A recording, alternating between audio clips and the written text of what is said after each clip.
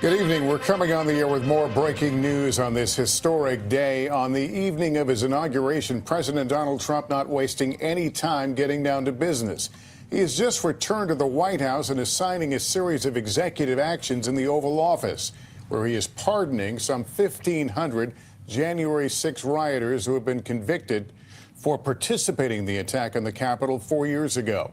The president is speaking now. Let's listen in.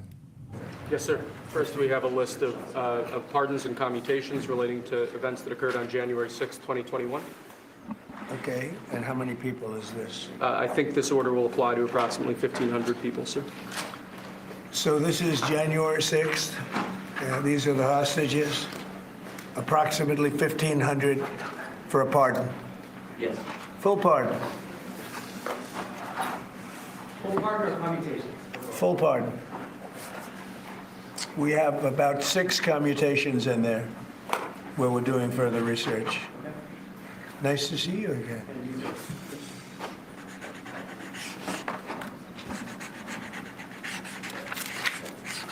So this is a big one. Anything you want to explain about this? We hope they get them. We hope they come out tonight, frankly. They're expecting it. Approximately 1,500 people. Six commutations. Were there any cases you did not commute or pardon of people? We're looking at different things, but the commutations would be the ones that we'll take a look, and maybe it'll stay that way, or it'll go to, full pardon. And the order does require the Bureau of Prisons to act immediately on receipt of the pardons and commutation orders.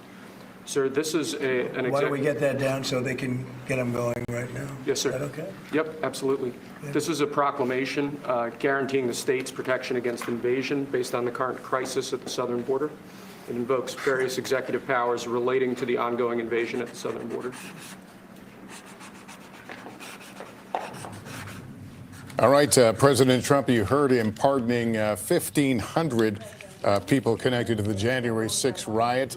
The president referencing that he wants it to happen right away, and the wording that he announced sounds like that would be the requirement. We have a live picture, I believe, from the federal prison near D.C. here, where many of those people are being held.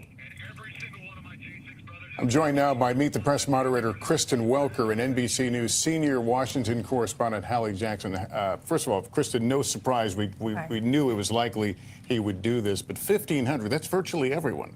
It's virtually everyone, Lester. I believe there were 1,600 people total who had been convicted of crimes on January 6th. It's important to note 172 of them were convicted of assaulting police officers, so we'll have to see if anyone on that list is accused or pleaded guilty to assaulting police officers.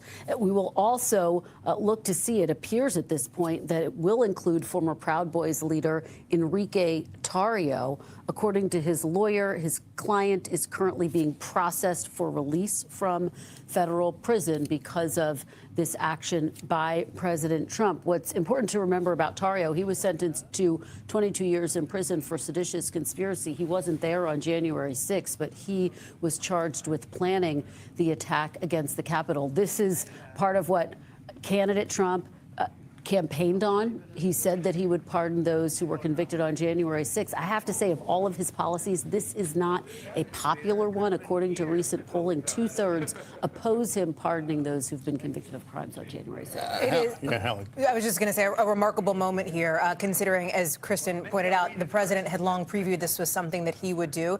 Remember that and just to use Enrique Tarrio as an example, during that trial, his attorney essentially pinned the blame for this on President Donald Trump for suggesting that his supporters go to the Capitol. And so you saw that happen. You saw that play out. And now here you have the president conducting these pardons. And we should note he said about 6 commutations. That, of course, means that your sentence goes away, right? So you're released from imprisonment or incarceration, but the conviction remains. A pardon essentially wipes the slate clean. We're also, I should just point out, seeing another rather interesting moment where it sounded like a reporter asked President Trump if former President Biden had left him a letter, as is tradition in the Oval Office. And right there, the president said he wasn't sure, opened the drawer, and there's the letter. So there is still a lot of activity, a lot of action tonight. And these January 6th pardons, very significant for the scope and the scale. There had been a question mark as to how many pardons or commutations he would issue. We now have an answer, although we are looking to see the paperwork for more specifics. All right, let me turn to NBC News senior legal correspondent Laura Jarrett.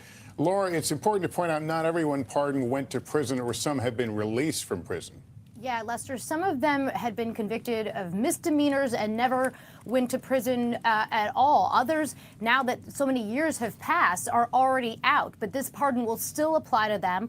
But that was only around 700. So that still leaves another half from the roughly 1,500 people that he referenced there who do not fall into that bucket. The most sort of prominent bucket we should mention is roughly 200 people who are actually behind bars. So those people, as you heard him mention there, they're being directed by the Bureau of Prisons to get them out now, so immediately. And I should mention, nobody can challenge this. He has sweeping pardon powers as the head of the executive branch. There is nothing anyone can do to stop these individuals from getting out of prison today, Lester. Yeah, that was my follow-up question. Was there's no appeal process here? No, there's no appeal process. It is one of the privileges that the office of the president enjoys here is he has a sweeping authority to either commute. As he mentioned, there's 6 commutations. He said more research is going to be done on those, and the rest are getting a full pardon, Lester. All right, thank you. That concludes this NBC News special report. We'll have much more coverage throughout the night on our streaming channel, NBC News Now, and tomorrow on Today. Thank you for watching. I'm Lester Holt. Good night.